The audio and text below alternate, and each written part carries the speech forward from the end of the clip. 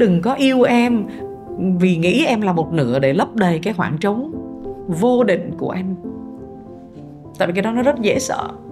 Vì cái khoảng trống đó sẽ không ai có thể lấp đầy được. Và em dù có yêu anh lắm đi nữa, em không thể lấp đầy, thì tụi mình về, tụi mình sẽ tàn phá cuộc đời của nhau mà thôi. Tại vì mình sống trong gia đình khác.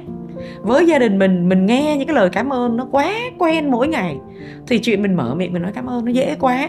Còn người kia, cái người yêu của bạn đã lớn lên từ một cái thằng bé chưa bao giờ được nghe một lời cảm ơn.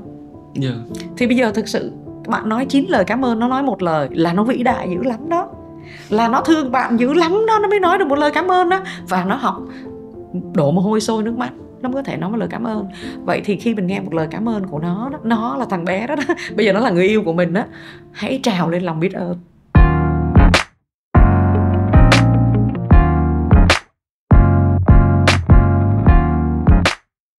Xin chào mừng các bạn đã quay trở lại với Education mùa thứ tư. Đến với trường quay chúng ta hôm nay là tiến sĩ Hoàng Minh Tố Nga. Chị tốt nghiệp tiến sĩ trị liệu cặp đôi và gia đình, tiến sĩ đo lường định lượng trong tâm lý và giáo dục tại Đại học Minnesota, Hoa Kỳ. Hiện tại chị cũng đang là giảng viên chương trình tâm lý tại Đại học Fulbright Việt Nam. Cùng với các cộng sự của mình tại tâm lý Tố Nga và tâm lý Việt An, chị đã giúp được hàng nghìn trường hợp vượt qua các trở ngại về tâm lý, nhận thức được tiềm năng và xây dựng các mối quan hệ bền vững và hạnh phúc. Đầu tiên thì em rất là thay mặt cho ekip của Education cũng như là khán thính giả của Education rất là cảm ơn chị Nga đã nhận lời tụi em đến đây ngày hôm nay. Chị cảm ơn Hùng với ekip. Ngồi đây chị cũng vui lắm. Lý do tại sao lại vui chị ạ? Cứ sáng là đi vô đó có người chia sẻ, rồi có người cho mình cơ hội mình nói những cái gì mà nó có thể, chị đoán thôi nha, chị đoán thôi, là nó từ trong ruột mình nói ra, tự nhiên mình vui thôi. Thì chắc chắn là giống như em chia sẻ với chị là em là một người hot không phú chuyên, nên cái cách mà mình trao đổi nó sẽ rất là chân thành, bởi vì không nhớ nổi kịch bản, không nhớ nổi khung câu hỏi. Chị nghĩ là hai chị em mình hợp nhau ở cái chỗ là chị cũng không nhớ gì hết trơn, nên là nếu mà chị theo kịch bản thì chị cũng sẽ không nhớ, cho nên cảm ơn em đã không có bắt chị theo kịch bản. Hay quá. Thôi mình bởi vì chị em mình đã có check-in với nhau nên em rất là tin tưởng vào chị, nên bây giờ mình bắt đầu một câu hỏi khó trước đi.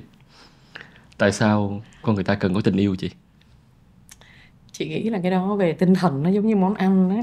Nếu mà em hỏi là tại sao ta cần ăn á, chị cũng không biết làm sao ta trả lời. Tại vì cơ thể mình nó lớn lên nhờ ăn. Thực sự mình sẽ thấy vô nghĩa lắm. Mình không muốn sống ở trên đời này nữa nếu không có ai cần tới mình. Không ai cần tới mình và mình cũng không cần tới ai. Thì sống trên trái đất này một mình là không ai muốn sống hết. Cho nên cần tới ngay từ đứa bé nó sinh ra nó cần tình yêu của mẹ rồi. Cho nên lớn lên thì mẹ không ở với mình mãi, cho nên mình cũng sẽ cần tình yêu của những người khác nữa. Ba mẹ mình sẽ ra đi, mình cần tình yêu của những người khác. Trời sinh hay lắm, tự động đến lúc chuẩn bị cho ba mẹ mình ra đi, sẽ không ở với mình mãi nữa, cái tự dưng trời cho mình yêu ai đâu. Nhưng mà em có một cái phản biện nho nhỏ thế này. Em thấy là nếu mình so sánh với cái chuyện là ăn uống thì nó hơi khác với tình yêu. Bởi vì nó giống như là mình nói tháp Maslow đi, nó là cái tầng của tồn tại. Ăn uống rồi sinh tồn là tầng của tồn tại. Nhưng mà đến cái tầng mà có một nơi đó để thuộc về á, có người đó để yêu thương á, nó nằm trên cái tầng sinh tồn rồi. Tại vì mình vẫn có những người mà họ vẫn có thể sống một mình, mà họ vẫn sống ổn ấy thôi. Thì thật ra tình yêu nó có phải là thứ nó nhất thiết nó phải có không chị? Tại sao em lại nói tới Maslow là cái nhà tâm lý chị rất là thích. Chị bắt đầu thấy ghét em rồi đó. Tại đi đâu chị cũng nói về Maslow hết. Tại sao em lại hỏi đúng cái câu Maslow? Thực sự Maslow thì nói đến cái tháp nhu cầu thì cái sinh tồn nó là cái tầng cuối cùng thôi. Ăn uống rồi ngủ nghỉ rồi đúng. Có nhà có cửa, nó là cái tầng cuối cùng ấm nóng. Như mình đang ở trong cái phòng này nè, là nó vừa lắm. Cảm ơn em, cái phòng rất là vừa, không nóng không lạnh. Vậy là cảm ơn ekip của Education Vietcetera. Đúng. Bình thường là quay nó sẽ rất nóng, mồ hôi đổ, cho nên chị sinh tồn trong cái phòng này khá tốt nha. Và chị cảm ơn vì cái chuyện đó. Cái tầng thứ hai nó là an toàn, và tầng thứ ba thật ra nó là yêu và thuộc về. Thì thật ra ông Maslow ông nói là cả ba tầng đó tụi mình mới được sung sướng. Cho nên ba cái tầng đó là đi với nhau đó. Ba cái tầng đó đi với nhau. Thành ra nếu mà nó gọi là sung sướng theo cái nghĩa Freud á, nhà tâm lý học Freud, tại mình hơi nói chuyên môn một chút nha. Ông kia thì ông gọi là tất cả những cái chuyện đó làm cho mình ông nhìn cái đó nó góc nhìn sinh học hơn, làm cho mình tồn tại, trong đó nó có cả sướng thì là giúp mình tồn tại, cho nên ông gọi đó là bản năng sống. Qua bên này thì Maslow gom nó lại nha Hùng, gom nó lại thành 3 tầng, ông mới gọi cái đó là sung sướng. Nhưng Vậy thì 3 cái nó mới sung sướng, còn 2 cái tầng ở trên thì ông nói là làm cho mình hạnh phúc. Làm cho mình hạnh phúc là gồm có cái chuyện là mình cảm thấy mình được quý trọng, với lại thấy mình có ý nghĩa, xong liên quan đến tiềm năng sứ mạng rồi đủ các thể loại đó. Cho nên yêu vẫn gom vô cái tầng dưới nha.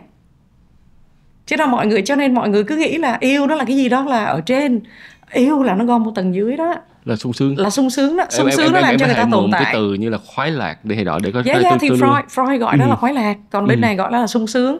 3 cái tầng ở dưới thì theo Maslow thỏa mãn nó mới sung sướng, đủ 3 tầng. Còn là ở trên nó là hạnh phúc, cho nên ông phân biệt hạnh phúc với lại sung sướng ra hai vùng khác nhau. Thành ra chị nói về Maslow là chị nói tới chiều á, chị báo cho em biết trước. Có nghĩa là em thắc mắc là em hiểu rất rõ cái tầng thấp nhất là cái tầng đó là đầu tiên phải tồn tại, đúng không? Đúng rồi. Cái thứ còn rồi cái thứ hai là bắt đầu hơn cái sự tồn tại.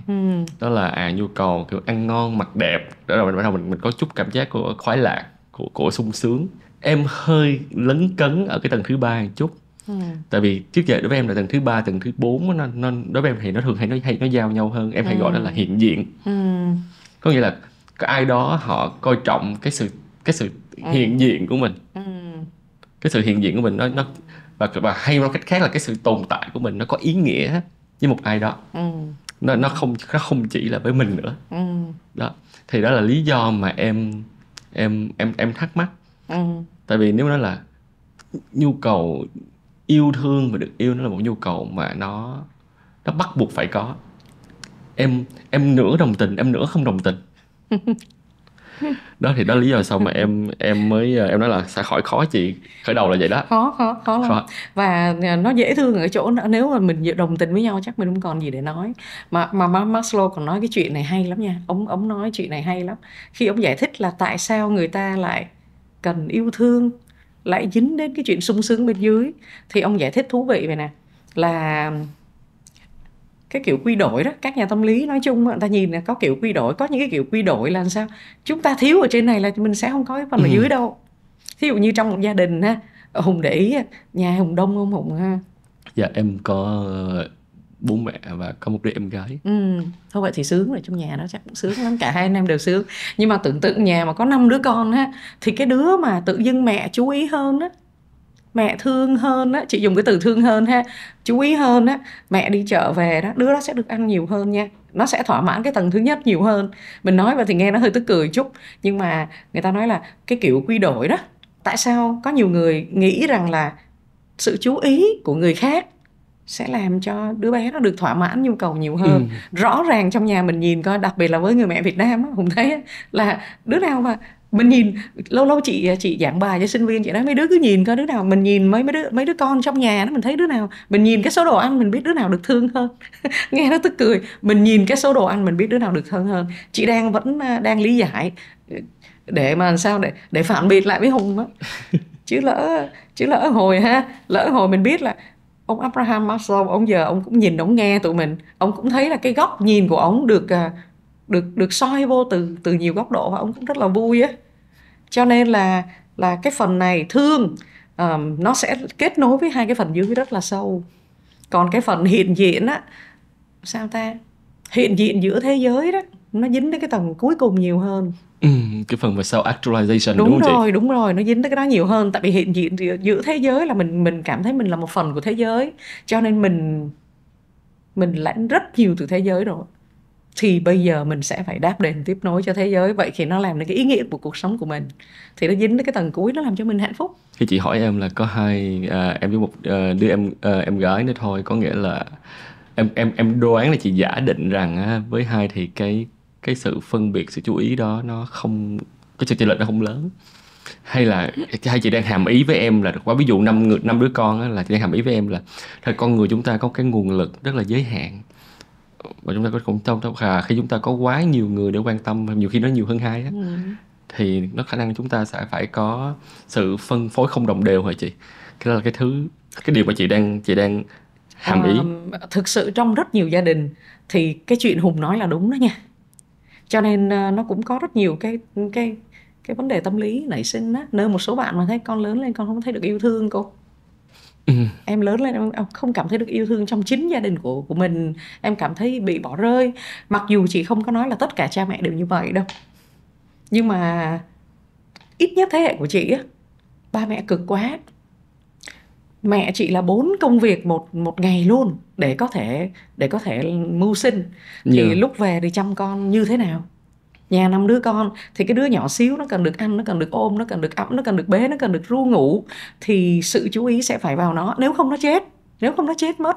Còn tụi chị thì nhìn có vẻ tự sinh tự diệt được cho nên mẹ sẽ phải để cho mình lớn lên mà tự sinh tự diệt. Và nó còn thêm một cái chuyện là mẹ cũng làm nhiều khi cũng theo cái khuynh hướng tự nhiên. Tại vì hồi xưa mẹ có bao giờ nhận được cái nhu cầu đó đâu Hùng. Mẹ chị lớn lên trong một gia đình vô cùng vất vả, thì mẹ còn không biết là có cái nhu cầu gọi tên là thì hiện thực hóa bản thân. Người lớn lúc đó là chỉ là còn được sinh tồn mà đúng không chị? Đúng rồi. Thế thì là sẽ lo cho cái đứa bé, và lo cho đứa bé thì thực sự nó nhiều khi nó trùng lắp lắm. Các tháp nhu cầu, các cái tầng nhu cầu nó trùng lắp. Mình ôm đứa bé, mình cho nó ăn, mình cho nó bú, thì mình cũng hôn nó luôn, thì nó cũng được yêu thương đồng thời và nó cũng thấy an toàn. Giả sử như có cái con gì cắn thì mấy đứa kia bị cắn, còn nó ở trong tay mẹ thì nó vẫn thấy an toàn, cho nên nó trùng lắp. Vậy thì cái ý Hùng nói chị thấy nó hay ở cái chỗ là đúng, sự chú ý của mình, sức lực của mình nó có hạn. Mặc dù nhiều người vẫn hết sức làm chuyện đó rất là vuông tròn, và mình biết ơn ba mẹ mình, những người làm vuông tròn, và thực sự mình không hề buồn ba mẹ mình, những người chưa có điều kiện để làm vuông tròn. Nhưng mà đúng là cái sự chú ý phân chia đồng đều trong gia đình. Đồng đều không phải là cào bằng đâu ta. Đồng đều là đứa con nào nó cần gì mình cho nó cái đó. Thì để nó lớn lên đúng là để nó vẫn cứ cảm thấy được yêu thương theo cái cách mà nó cảm nhận từ mình, là cả một thách đố lớn đối với cha mẹ. Tại sao một đứa trẻ mà ví dụ nó nhận được một cái sự yêu thương nó không bằng anh chị nó hoặc là em của nó, thì nó lại không nghĩ rằng nó ít được yêu thương hơn, mà nó lại nghĩ là nó không được yêu thương hả chị? Thường là chúng ta trong cái tình yêu thương á, rất nhiều trường hợp nó có sự duy nhất, mình kỳ vọng cái sự duy nhất ở trong đó. Thú vị lắm. Về sau này mình sẽ hiểu rất rõ khi mình bước vào tình yêu cặp đôi nha. Trong tình yêu không có sự duy nhất, cái tự động mình thấy mình không được yêu thương.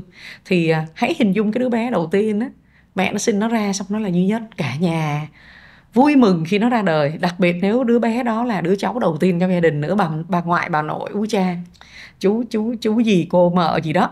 Sau đó thì bao nhiêu tình thương dồn của nó, và tự nhiên mình thấy mình là duy nhất. Sau đó cái mình không là duy nhất nữa. Có một nhà tâm lý học tên là Adler, ông dùng cái từ bị lật ngôi. Bị lật ngôi, dùng từ rất hay luôn, là bị lật ngôi. Và ông nói là nếu mà bị lật ngôi trước 3 tuổi á, thì nó không nói ra được, tại lúc đó là ngôn ngữ của nó chưa có nhiều, nhận thức của nó cũng phát triển vừa phải thôi, thì nó dồn vô thức. Còn cái chuyện nó xảy ra sau 3 tuổi thì nó có thể biểu hiện qua những cái thái độ hành học với mấy đứa em. Thật ra ba mẹ thấy hành học với mấy đứa em á, ba mẹ càng nghĩ là nó xấu á, nó ích kỷ, nó tệ. Nhưng mà nó là một cái gì đó mất mát, cái cảm giác mất mát cái tính duy nhất của mình. Và tự nhiên nó có cảm giác là tại vì khi mình đang được hưởng đầy nhóc rồi nè, cái mình bị lấy đi một phần rất to ở trong đó, một cục rất to trong đó, thì mình có cảm giác ôi mình mất hết. Người lớn mình, chị thấy người ta hay ví dụ 2 cái ly nước á, nó lấy đi một nửa ly, cái nhìn nó tôi không còn cái gì hết. Và mọi người nói với nhau là hãy nhìn tích cực, hãy học nhìn tích cực. Mình nói là ôi mình vẫn còn nửa ly mà. Cái chuyện mà nói mình vẫn còn nửa ly mà không có dễ đâu. Mình đã quen với cái chuyện có đầy một ly, xong tự nhiên lấy một nửa ly đi. Mặc dù cái nửa ly đó có thể là thời gian thôi, nhưng mà rồi rất nhiều thứ vậy nè. Tất cả ba mẹ xưa nay vẫn ôm mình, nhất là ở văn hóa Việt Nam. Cái tự nhiên có một đứa em, cái mình không được ôm nữa, mình vẫn được ăn. Nhưng mà ngủ với mẹ là không nè. Cảm thấy bị mất đi, còn cảm thấy bị xâm chiếm nữa. Những chuyện quan trọng. Những chuyện quan trọng. Tại đối với đứa bé đó, ăn thì nó vẫn được ăn đó, nhưng mà mẹ ôm nè, mẹ hôn nè, sự chú ý của mẹ nè, rồi được ngủ với mẹ. Rất nhiều đứa nó lên tới lớp 6, lớp 7, lớp 8, nó vẫn nói sao lâu rồi mẹ không ôm con. Và về sau này chị gặp những người đó trong tư cách của người lớn, Họ kể những cái chuyện đó mà họ khóc rất là nhiều. Mặc dù là họ rất thành công ở bên ngoài, nhưng mà họ khóc rất là nhiều. Và họ kể những cái chuyện đó thì như là một cái gì đó, một cái vết thương, và về sau này cần được làm việc trên nó. Thế thì hồi xưa em đã từng trải qua những chuyện như thế. Em đã từng trải qua những chuyện như thế, và em cảm thấy như là em chơi vơi, và xong lớn lên bù đắp cái sự chơi vơi đó trong cái tình cảm nào đó. Và trong tình cảm, và cái cách bù đắp nó vẫn cứ chơi vơi. Thế thì chị nói lại, nó là cái sự duy nhất đó, nó là một cái gì đó căn cốt ở trong tình yêu thương, và mình mong mỏi nó. Thành ra khi nó mất đi, khi nó bị mòn đi một tí, cái tự nhiên mình thấy mình không duy nhất nữa, mình thấy mình không đầy đủ nữa, và tự nhiên mình có cảm giác chơi vơi, và cảm giác nó làm cho mình cảm thấy làm như mình không còn gì hết, làm như mình không được thương.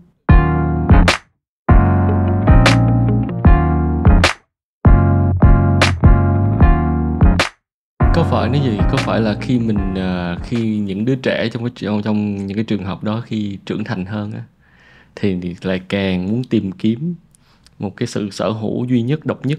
Đúng rồi, chị? Đúng rồi, và đó là bù đắp. Thực sự trong phân tâm học, bác Freud thì bác gọi những cái từ là bù đắp. Bù đắp là cái từ mình dễ hiểu hơn, nhưng mà bác gọi bù trừ. Thì bù trừ là cái từ mà trong tâm lý hay dùng tới lắm. Mình hồi nhỏ mình bị vậy, lớn lên nó vẫn cứ nằm bên trong mình, và cái khao khát đó nó vẫn dằng dặc dai dẳng.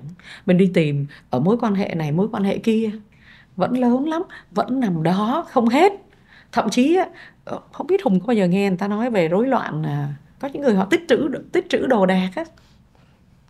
Tích trữ đồ đạc thì hồi xưa lúc mà chị học, lúc còn học bên Mỹ á, thì cái cuốn tụi chị dùng cái cuốn từ điển tâm bệnh DSM-4. Lúc đó nó chưa có cái bệnh gọi là bệnh tích trữ, nhưng mà lúc đó tụi chị nghe nói là bệnh tích trữ sắp được đưa vô cái DSM-5. Thì khi chị về nước rồi thì nó mới có DSM-5. Lúc đó có bệnh tích trữ, và bệnh tích trữ nó được gắn vô với cái bệnh rối loạn lo âu. Nó nằm trong một cái họ hàng với rối loạn lo âu. Vậy thì nó dính sao ta? Khi mình mất mát đó Hùng, cái mình gom mà mình gom tình cảm, nhưng mà mình cũng gom đồ nữa.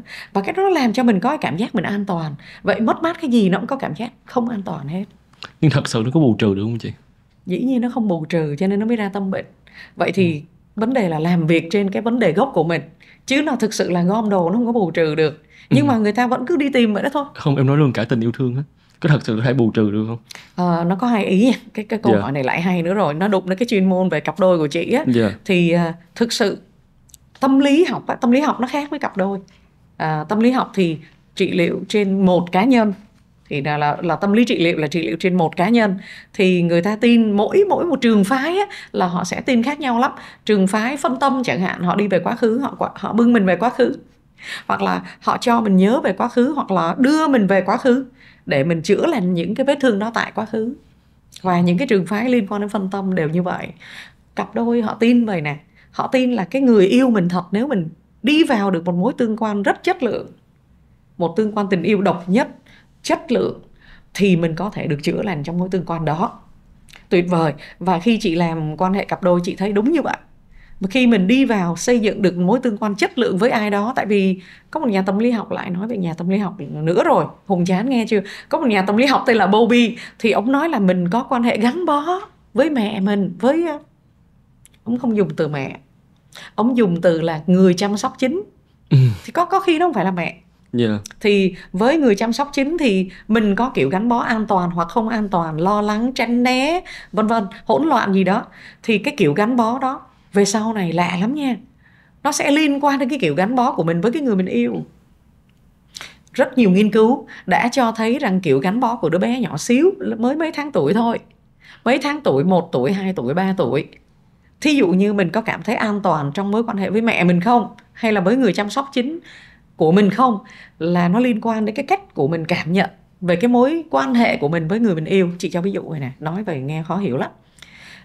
Giả sử như là cái người chăm sóc chính của mình quá bận, hoặc lúc đó bị tâm bệnh, hoặc rối loạn trầm cảm sau sinh, thí dụ như vậy, cái đó ngoài ý muốn ha, và lúc đó người đó chỉ có biết nằm vậy thôi và không tương tác gì với đứa bé hết.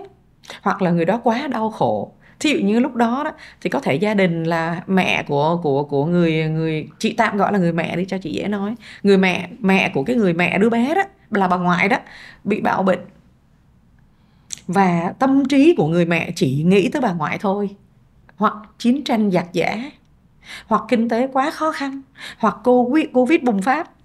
Đến mức tâm trí người mẹ chỉ có nói trời ơi, những người gia đình của mình tuyến đầu thì ngày mai còn sống không, lấy gì mà ăn, kinh tế kém thì chuyện gia đình, chuyện kinh doanh của gia đình sụp đổ, thí dụ như vậy. Thì cái người mẹ tâm trí lúc đó chỉ nghĩ tới những cái chuyện đó. Lúc đó những cái nhu cầu rất căn bản của những đứa bé mới sinh bị lãng quên, hoặc là đáp ứng không đúng với cái nhu cầu của nó. Đứa bé sẽ cảm thấy là nó có thể nó cần, nó đói, nó khóc để truyền một thông điệp là con đói, con cần được ăn. Lúc nó gắt ngủ nó cũng khóc, lúc nó khát nước nó cũng khóc, lúc con gì cắn nó đau nó cũng khóc, lúc nó sợ bóng đêm nó cũng khóc, và lúc nó mè nheo nó cũng khóc. Mè nheo thì nên để đứa bé nó nằm đó một ít, không nên bế nó lên ngay. Những nhu cầu khác cần bế nó lên ngay và đáp ứng, thì như vậy mới là cái cách chăm sóc tốt. Đứa bé lớn lên quản lý cảm xúc tốt và cảm thấy mối quan hệ an toàn. Là tại sao an toàn? Tại vì bất cứ lúc nào nhu cầu của mình có thì người quan trọng kia là người mẹ, lúc đó nó cũng không biết ai mấy, đáp ứng. Và đứa bé lớn lên tin nhu cầu của mình là quan trọng. Ôi, và lúc đó mình la lên, mình khóc lên thì người kia không giận và cũng đến đáp ứng nhu cầu của mình, chứ không la lên. Bởi vì thí dụ la lên là mệt quá rồi, sao mà khóc hoài vậy, thí dụ như vậy. Thì đứa bé lớn lên nó sẽ học vậy nè, học biết rất sớm từ trong vô thức của nó, nhu cầu của mình là quan trọng. Và khi có nhu cầu hãy nói lên, mình sẽ được đáp ứng. Khi mình có nhu cầu con gì cắn mình, tức là mình đang có vấn đề. Bằng chuyện truyền thông điệp đến thế giới bên ngoài, mình có thể kêu cầu sự trợ giúp và vấn đề được giải quyết. Đứa bé như vậy cảm thấy an toàn giữa thế giới này. Còn cái trường hợp đó ngược lại, giống như chị vừa ví dụ là nếu mà phụ huynh phản ứng mạnh, nó sẽ sao khóc hoài vậy, thì nó sẽ ảnh hưởng như thế nào với đứa trẻ? Đứa bé lớn lên rất sớm nó tin là nhu cầu của mình không quan trọng là chuyện thứ nhất. Thứ hai là cảm xúc tiêu cực là cái không có nên bộc lộ ra. Vì bộc lộ ra nó làm phiền người khác, bộc lộ ra nó sẽ làm cho người khác giận dữ, đủ thứ hết. Chính vì thế mà Bowlby, nhà tâm lý học Bowlby, ông mới chia làm 4 kiểu gắn bó đó. Trong đó nó có 3 kiểu ông gọi là không an toàn. Thì trong 3 kiểu không an toàn nó có kiểu là lo lắng kháng cự, nó có cái kiểu là tránh né, rồi nó có kiểu hỗn loạn. Giả sử vậy nè, đứa bé nó bò tới một người mẹ có thể trầm cảm sau sinh đi, thương lắm. Trong cái khung cảnh đó người mẹ rất là tội. Người mẹ đã cố hết sức để chăm đứa bé, nhưng mà đứa bé tìm cách gắn bó với người mẹ, tìm cách đến để được ôm, để được hôn. Thì người mẹ có thể thấy phiền quá, thấy mệt quá, gạt ra. Những nỗ lực gắn bó của nó bị gạt ra, bị khước từ. Thì lớn lên đứa bé nó sẽ có cảm giác, và lớn lên nó sẽ học được. Cái gì mình cũng học hết á. Và mình học rằng là những nỗ lực gắn bó của mình không được đáp ứng, và người kia không vui. Vậy thì thực sự cứ tưởng tượng một đứa bé liên tục muốn gắn bó, mà bên kia cứ liên tục không vui khi gắn bó, thì mình hay lắm. Mình tự động mình phát triển một cái cơ chế, nó gọi là cơ chế đối phó. Trong tâm lý thì lại dùng từ ứng phó. Bên ngoài nói đối phó mình dễ hiểu hơn. Mình dùng cái cơ chế ứng phó Hùng, là mình không cần nữa. Thôi không cần. Bây giờ có cần có đâu mà cần. Cho nên mình không cần thì mình bớt đau. Rõ ràng về cái này nghe giống với cái tình cảm về sau này của người lớn ha. Không cần. Có những người có thể tỏ ra không cần, mình rất lạnh, không có nghĩa là mình không biết yêu đâu. Em tạm dùng một cái kỹ thuật em gọi là giả thuyết cực đoan đi. Tức là gạt qua một bên những cái nhóm mà số có lẽ không nhiều những người được yêu thương lành mạnh, thì phần lớn còn lại sẽ đi tiếp cho giai đoạn trưởng thành và tìm kiếm một cái gì đó nó tuyệt đối, nó duy nhất. Thì có phải là họ đã khởi đầu và mong muốn được yêu thương nó trước rất nhiều cái mong muốn yêu thương chứ? Nó có hai thứ ha. Nó có hai thứ là thực sự hồi xưa những cái nghiên cứu rất sớm á, thì người ta nói khoảng 50% á, chúng ta sẽ khởi đầu với cái trải nghiệm rằng chúng ta được yêu thương và được gắn bó trong mối quan hệ an toàn. Và nửa còn lại sẽ rơi vô 3 cái nhóm hồi nãy chị nói.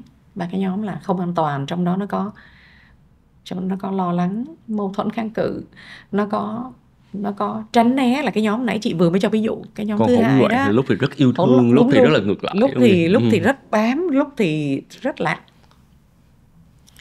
Nhưng tất cả 100% đó đều muốn duy nhất, trong bản chất của tình yêu là duy nhất. Nhưng mà cái nhóm an toàn thì họ sẽ cảm thấy là họ vững tâm tiến bước. Thí dụ như là mình thương một người thì mình tin ngay từ đầu khi mình bước vào mối quan hệ tình yêu rằng là mình cũng sẽ được yêu thương, tại mình xứng đáng được yêu thương, mình sẽ được yêu thương. Cho nên nếu mình nói nhu cầu của mình á, người kia sẽ lắng nghe. Cho nên khi mình có nhu cầu thì mình sẽ nói, chứ mình không có giấu. Thậm chí khi tình yêu có những cảm xúc dễ thương, mình sẽ nói. Và tình yêu có những cái lúc mình cảm thấy buồn, mình cũng sẽ nói. Mà thực sự như vậy nó mới sửa được. Có muôn vàn thứ va chạm. Chị hay nói là va chạm nó là bản chất của mối quan hệ thân mật. Chứ bây giờ ngồi chị đâu có đụng được tới ai ở dưới kia. Nhưng mà thí dụ chị có thể vươn tới là chị đụng tới Hùng rồi. Khi mình gần nhau là mình có thể đụng tới nhau và làm cho nhau đau. Chị ngáp một cái, chị vung tay là chị có thể đụng tới cái người phía sau. Thế thì nó là va chạm, là bản chất của mối quan hệ thân mật. Mình phải cảm thấy an toàn, mình mới dám bưng nó ra để nó trên bàn, để mình bàn, để mình nói là tụi mình sẽ cần thay đổi cái này. Vậy thì cái mối quan hệ an toàn nó sẽ làm cho mình vẫn khao khát sự duy nhất. Mà khi mình cảm thấy sự duy nhất nó không có nữa, khi mình cảm thấy nó có vấn đề và có va chạm, chúng ta bỏ nó trên bàn và tụi mình nói. Nhưng mà tại sao chị dám bỏ nó trên bàn? Chị tin là người kia nghe chị. Mà tại sao chị tin người kia nghe chị? Tại chị tin cả người kia lẫn chị. Chị tin chị là người xứng đáng được yêu thương, và người kia là người chị có thể dựa cậy. Họ là người tốt và họ là người thương chị, họ là người dễ thương. Cho nên sự khác biệt nó nằm ở trong đó đó. Còn cái nhóm còn lại, có thể chị rớt vào cái nhóm là chị không tin mình xứng đáng được yêu thương, cho nên mình nói người kia sẽ không quan tâm đâu. Thế thì chị sẽ không nói và chị dồn nén. Và còn không dám nói. Đúng rồi, chính vì vậy chị không dám nói. Sợ nói. Đúng, sợ nói. Tại sao sợ nói? Tại vì chị sợ bị bỏ rơi. Tại vì nếu nói thì người kia thấy chị phiền quá, người kia thấy chị ích kỷ quá. Bản thân chị đã không có cái gì dễ thương rồi, mà còn mè nheo nữa thì người ta bỏ rơi mình thôi. Cho nên mình sẽ không nói. Vậy thì cái cảm xúc tiêu cực nó dồn nén từ năm này qua năm kia, cho đến một ngày mình với người kia người ta thấy mình sao? Không nói gì hết. Người ta cũng không biết mình có vấn đề gì nữa. Sau đó một ngày nào mình kềm nén cảm xúc, một lúc nào đó mình kềm nén đến giọt nước cuối cùng bùng nổ ra. Người kia nhìn cũng không biết tại sao mình bùng nổ. Tại bình thường mình rất là nhịn, không biết tại sao mình bùng nổ. Cho nên có rất nhiều chuyện á, nó đến cái phút điểm định rồi và nó không giải quyết được. Lúc đó mình tìm cách giải quyết, nó cũng đã muộn, đã rất là khó khăn. Em không muốn rơi vào những phạm trù nó quá triết học ha, nhưng mà em vẫn thắc mắc, muốn hỏi chị, cái sự duy nhất nó có đúng không? Tại sao tình yêu nó phải là duy nhất?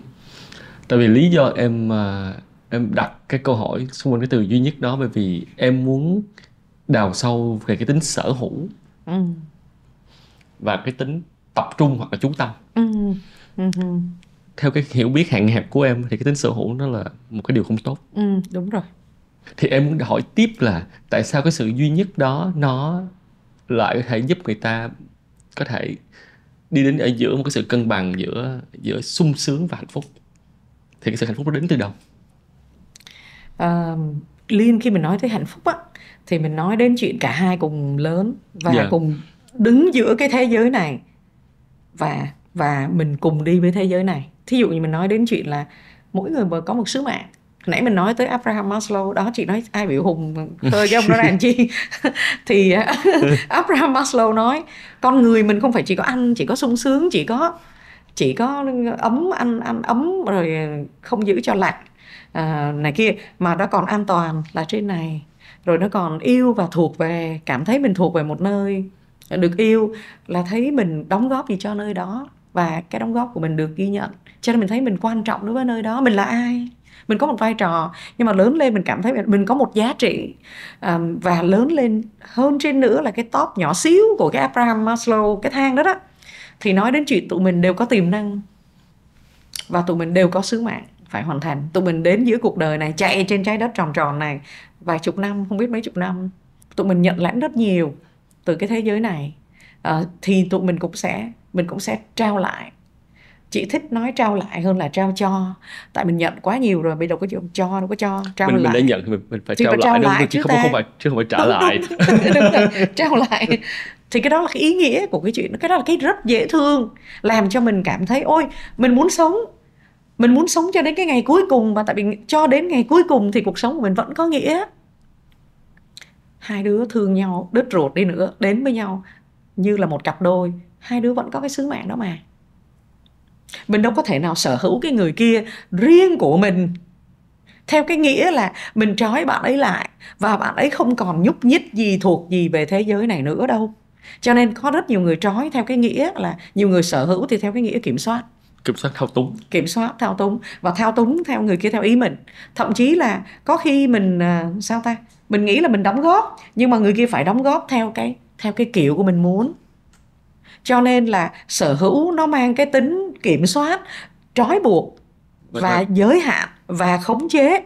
Cho nên thực sự là nếu mà thực sự cả hai người đều lớn lên, lấy nhau hoặc là không lấy nhau, mà yêu nhau, mà bước vào mối quan hệ cam kết với nhau, là hai đứa cùng lớn thì nó mới có thể hạnh phúc được chứ.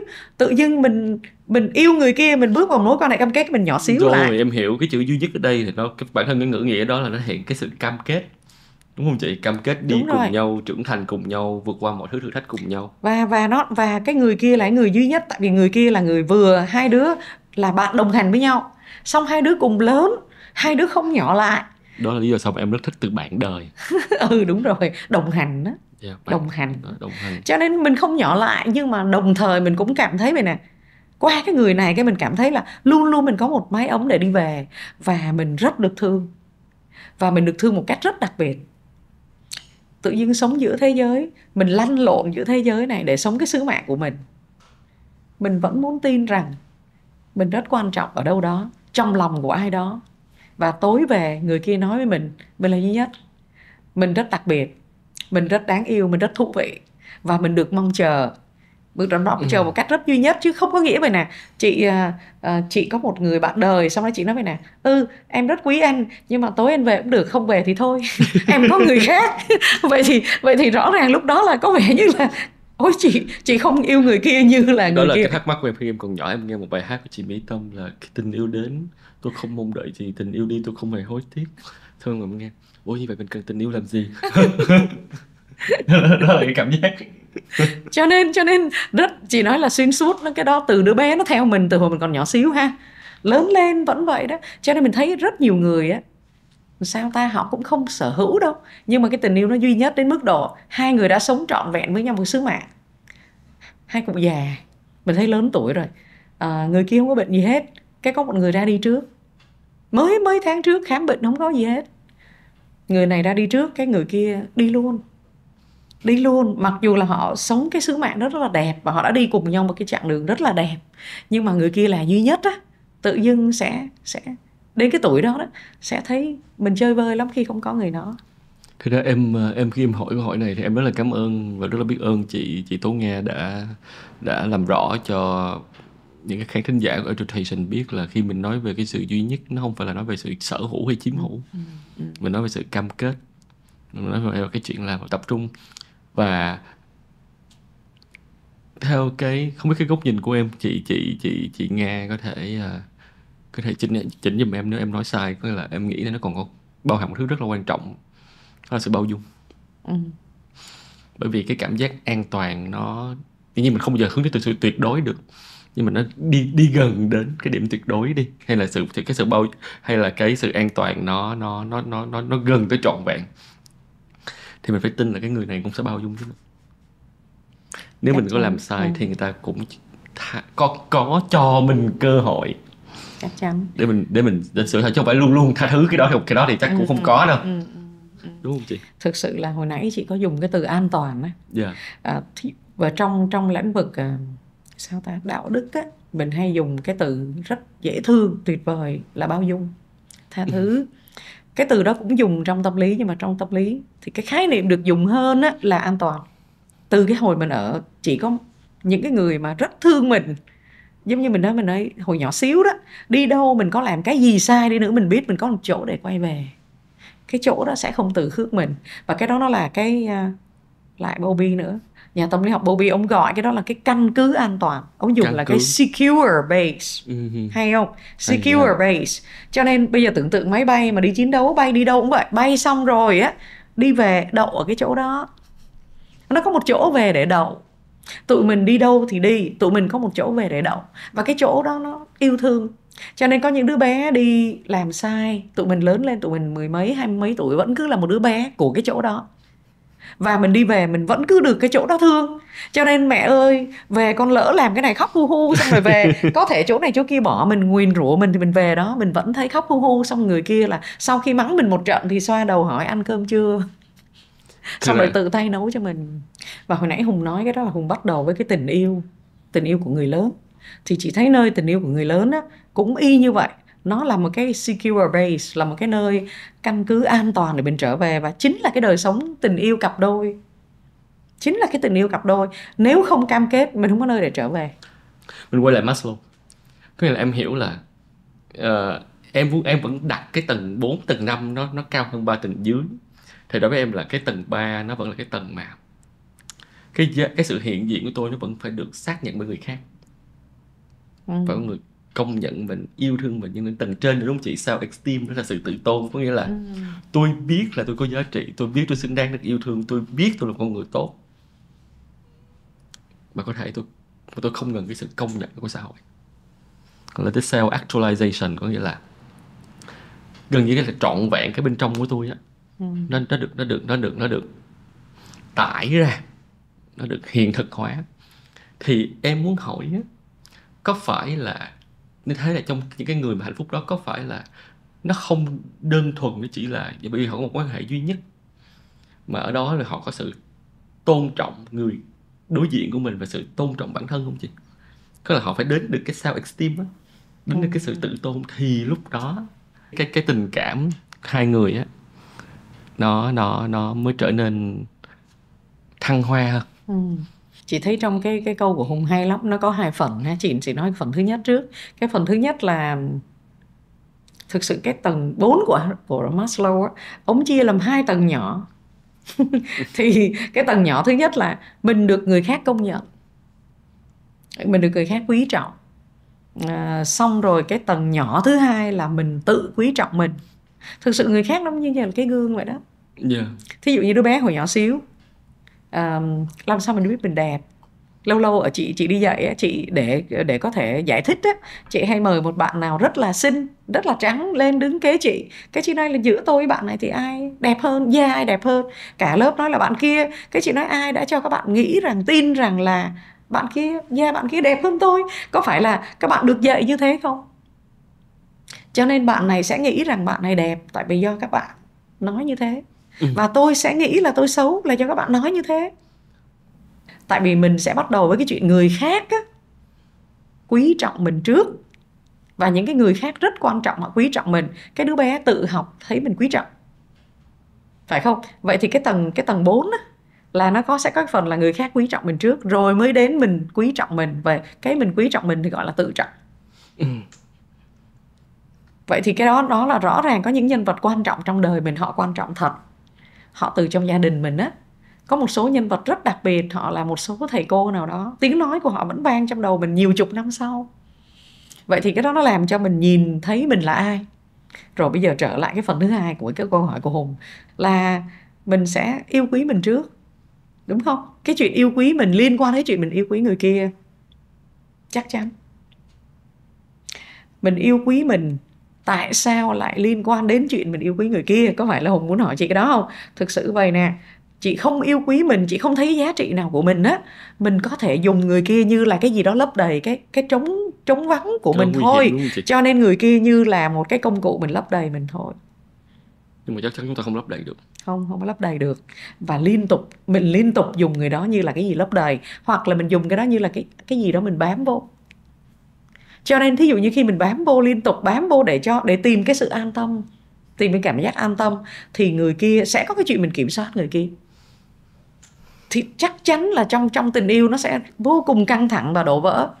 Và nó dễ đổ vỡ lắm. Tại vì người kia đi đâu, người kia có một sứ mạng để thi hành, người kia có đời sống xã hội của họ, người kia có đủ thứ hết. Thì luôn luôn người kia phải nằm trong cái tầm kiểm soát của mình, cứng ngắc như vậy.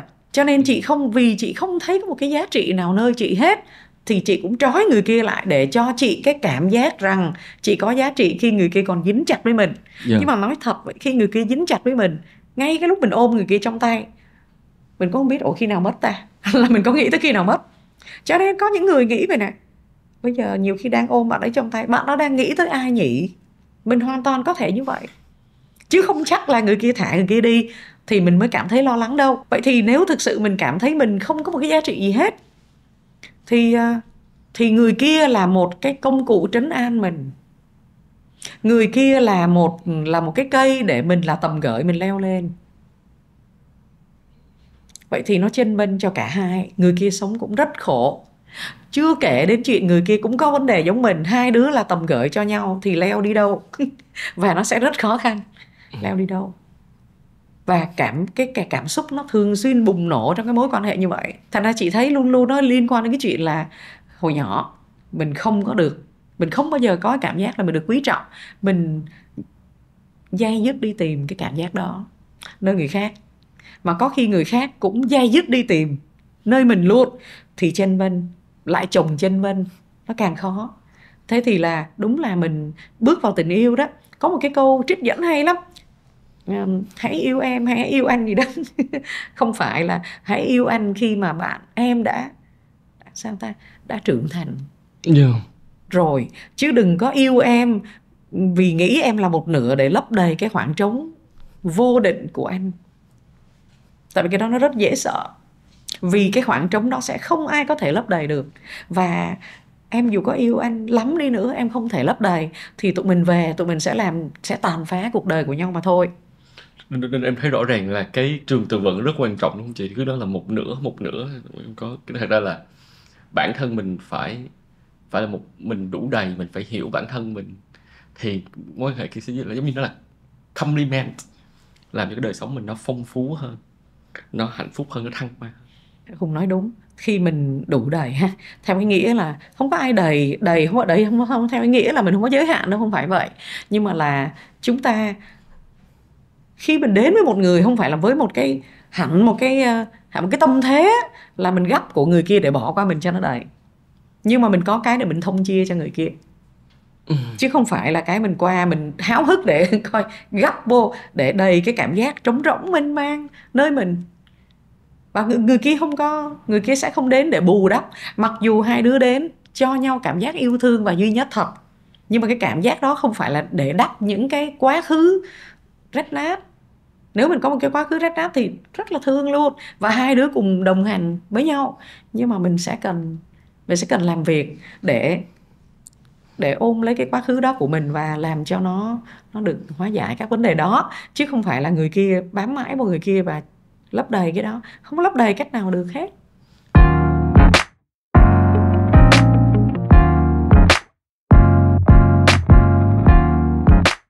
Em quay lại một sự biết ơn với cái bác Graham Maslow, bởi vì thật ra cái mô hình của bác nó rất là tuyệt vời luôn.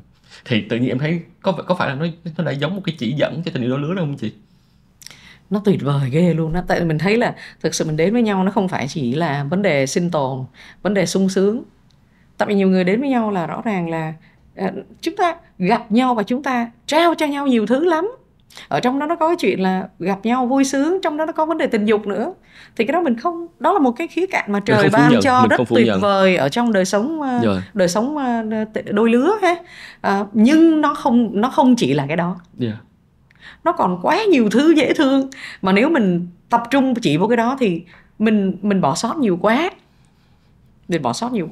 Vui lắm, có một lần chị dạy, chị hướng dẫn sinh viên ở bên Mỹ á, chị dạy cái môn Intimate Relationship, tụi chị nguyên một cái team đội dạy 200 bạn.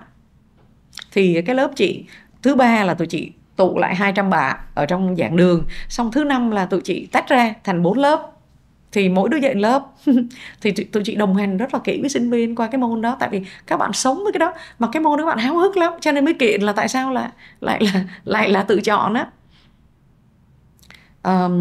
Thì các bạn phân tích, mang cái chuyện cá nhân của mình đến cho tụi chị phân tích, hỏi tụi chị rất là nhiều, và thương lắm. Các bạn mở ra những vấn đề rất là lớn luôn. Xong các bạn nói là Tụi tôi xuất phát điểm, tụi tôi nghĩ tình yêu là như thế này, tụi tôi đến với nhau và tụi tôi nghĩ là, cho nên các bạn dùng cái từ get intimate. Có nhiều bạn gọi là I got intimate the first time. I got intimate the first time gì đó. Thì tự nhiên chị đọc cái từ đó, chị nói ok, các bạn hiểu là got intimate là cái cử chỉ đó thôi, là quan hệ tình dục, là got intimate. Khi đến cuối khóa các bạn kể lại cái chuyện đó, các bạn cười quá chừng, các bạn nói trời, intimacy là sự thân mật ở trong tình yêu đôi lứa, nó có quá nhiều thứ dễ thương như Hùng vừa mới nói đó, chứ nó không phải chỉ là got intimate là having sex. Vậy thì thân mật là thấu hiểu, mình hiểu người kia và là nó có tình bạn ở trong đó. Thân mật, tôn trọng đúng không chị? Yeah, thân mật là có tôn trọng nhau, thân mật là có chuyện ôm lấy cuộc đời của nhau, thân mật là có chuyện là mình hiểu người kia và mình thương người kia và mình kính trọng người kia đến cái mức là ngay cả giới hạn của người kia mình nhìn á, thay vì mình kết án thì mình lắng nghe, mình xót thương người đó, và cái sự khác biệt đó mình biết nó từ đâu đến, cho nên thay vì mình kết án, mình khó chịu thì mình tôn trọng, là như vậy đó. Rồi thí dụ như người kia có những cái rất hay thì có những cái mình cho là đương nhiên. Cho nên tụi chị hồi đó, tụi chị ở bên Mỹ, tụi chị nói mình take for granted mọi chuyện. Hãy nghe cái cuộc đời người đó đi, rồi thực sự thấy nó khác với mình dữ lắm. Và mình nghĩ người đó làm cái chuyện nhỏ xíu thôi mà mình có thể vẫy tay cái mình làm được. Tại vì mình sống trong gia đình khác. Với gia đình mình nghe những cái lời cảm ơn nó quá quen mỗi ngày, thì chuyện mình mở miệng mình nói cảm ơn nó dễ quá. Còn người kia, cái người yêu của bạn đã lớn lên từ một cái thằng bé chưa bao giờ được nghe một lời cảm ơn. Yeah. Thì bây giờ thực sự bạn nói 9 lời cảm ơn, nó nói một lời là nó vĩ đại dữ lắm đó, là nó thương bạn dữ lắm đó, nó mới nói được một lời cảm ơn đó. Và nó học đổ mồ hôi sôi nước mắt nó mới có thể nói một lời cảm ơn. Vậy thì khi mình nghe một lời cảm ơn của nó đó, nó là thằng bé đó, bây giờ nó là người yêu của mình đó, hãy trào lên lòng biết ơn. Và khi mình thấy một cái yếu đuối của nó, thay vì kết án, hãy nhìn vào cuộc đời của nó đi, nó là thằng bé đó đi. Thì bạn sẽ thấy vậy nè, khi bạn hiểu hơn á, là người yêu của bạn lớn lên như thế nào, mình thấy mỗi lần mình thấy cái giới hạn đó, mình hiểu là cái giới hạn đó là do những cái nỗi đau hồi xưa, bạn sẽ trào lên lòng thương xót. Cái tôi nói vậy nè, trời ơi em ơi, cô sẽ nói cho em biết là khi mà em hiểu như vậy, cái sự thân mật, intimacy, get intimate là mấy cái đó đó. Mình thương xót, mình bao dung như Hùng nói ha, Hùng ha, chị nói bao dung, thương xót, thấu hiểu, phải không? Và mình biết tán thưởng, và mình tán thưởng nhau từ sáng tới chiều á, chứ không phải là lâu lâu có chuyện lớn mình mới tán thưởng đâu. Vậy thì nó không phải chỉ là như vậy. Vậy thì nãy Hùng nói cái Abraham Maslow, từ trên xuống dưới, mình yêu và mình cảm thấy người kia thuộc về và mình cảm thấy tôn trọng họ. Chị hay giúp phân biệt các bạn trẻ là mình hay dùng cái từ self-love với lại self-respect á. Chị nói self-love là tự ái. Vậy từ tự trọng nó không phải là tự ái đâu. Cái người tự trọng là cái người mình tôn trọng chính bản thân mình vì mình thấy mình có giá trị á. Cho nên bên ngoài nói đông nói tây, họ mắng mình, họ dựng chuyện về mình, hoặc là thậm chí họ có thể cố ý làm hại mình bằng cách nói những chuyện không đúng về mình vẫn cảm thấy mình là người có giá trị và mình không có để cho cái chuyện đó làm sụp đổ cái mối quan hệ giữa hai đứa mình. Còn tự ái là gì? Là ai vừa mới đụng tới mình nói góp ý một chút là mình xù lông nhím lên, mình tổn thương rồi đủ thứ. Cái đó nó là tự ái, và mình sẽ đừng có nhầm lẫn hai cái khái niệm đó. Yeah. Thành ra trong tình yêu nó có rất nhiều tự trọng và nó rất ít tự ái. Nếu vậy thì con người ta có nhu cầu yêu thương không? Hay là người ta được dạy để tạo ra một thói quen yêu thương? Hay quá. Yêu thương người khác chắc chắn chứ. Yêu thương người khác nó sẽ làm cho mình cảm thấy thế này, mình có ý nghĩa. Bây giờ thực sự ngày nay Hùng nhìn á, chắc cái chủ đề này chị nghĩ nó rất là liên quan tới những người bạn trẻ của mình và những người không trẻ luôn á. Tại sao bỗng nhiên một ngày kia cái mình thấy mình không muốn sống nữa. Thực sự là không muốn sống không có nghĩa là họ bế tắc về tài chính hay họ bị bỏ rơi hay là cái gì nó mới không muốn sống đâu. Có rất nhiều ca, có rất nhiều trường hợp mình gặp là không muốn sống tại vì lúc ở đỉnh cao của có hết mọi chuyện, sao cái tự nhiên không có cảm thấy là có ai cần mình nữa ta. Cho nên đã có nhiều ca tự tử là như vậy, chứ không phải là tự tử là do mình thất bại cái này cái kia, hay do mình bị bỏ rơi cái này cái nọ đâu, mà là thức dậy cảm thấy không ai cần mình nữa. Thành ra cái chuyện yêu thương người khác thì sẽ tự dưng làm cho mình có một vị trí rất quan trọng ở trong cái thế giới này. Thực sự nếu cái này trong phim, cái chuyện này phim thì thỉnh thoảng có dựng nhiều cái nó hơi lãng mạn chút, nó hơi đi xa cái khoa học tâm lý một chút, nhưng mà chuyện này dựng đúng nè.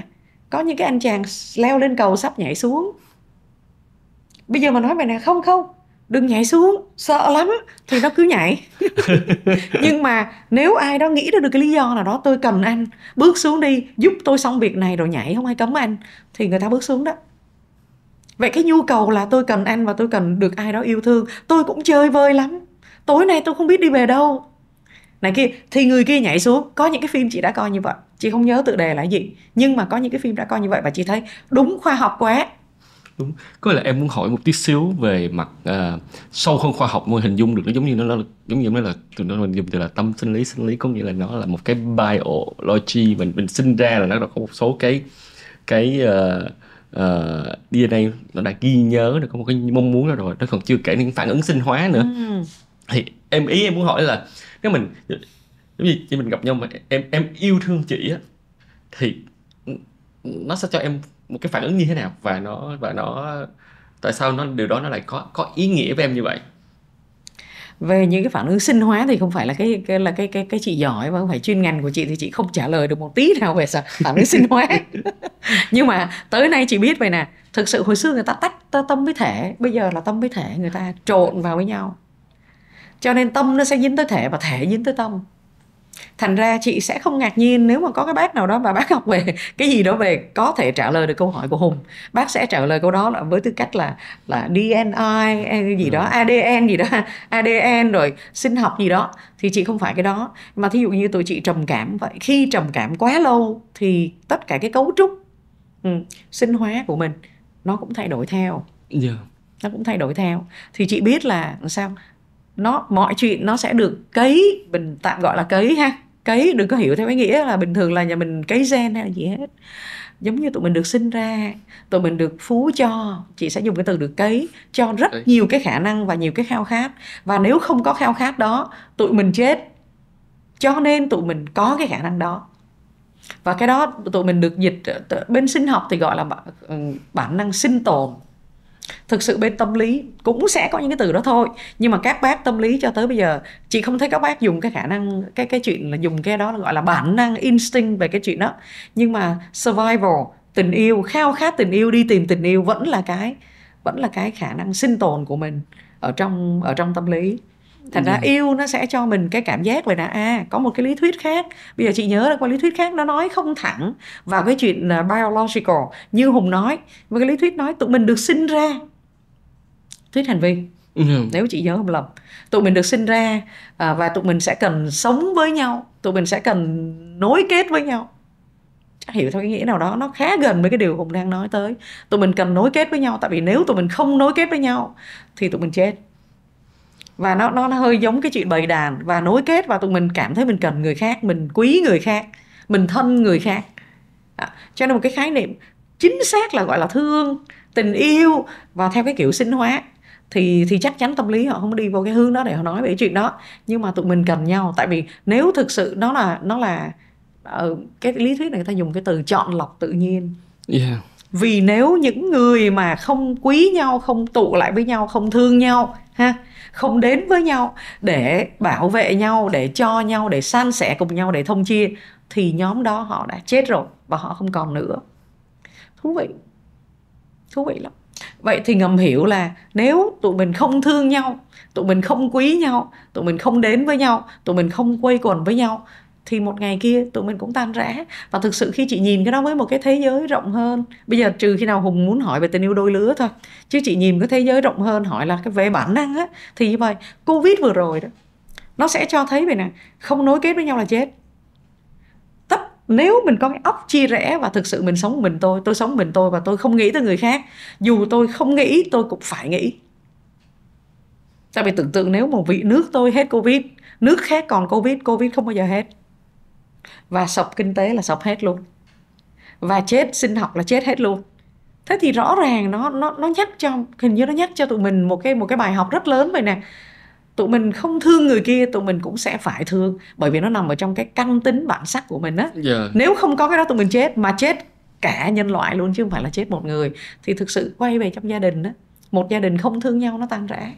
Một cặp đôi không thương nhau, mình không thương người kia mà mình chỉ có mong chờ đứa kia nó thương mình thôi đó, mình sẽ mất cái tình yêu đó.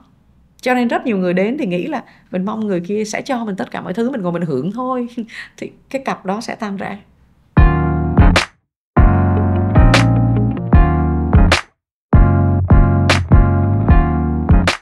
Có nghĩa là bản năng con người thật ra là mình đã có nhu cầu rất là lớn, được mong muốn được yêu thương và cũng yêu thương luôn. Nếu mà cái nhu cầu đó nó không diễn ra thì có nghĩa không có vấn đề đâu đấy cần phải được giải quyết, đúng không chị? Chắc chắn có vấn đề. Chắc chắn có vấn đề. Cho nên chị hay nói vậy nè, thực sự chị thỉnh thoảng chị gặp, chị đọc cái cuốn sách bestseller chỗ này chỗ kia, chị nói cái cuốn này dạy người ta thao túng nhau, dạy người ta kiểm soát nhau, dạy người ta thao túng.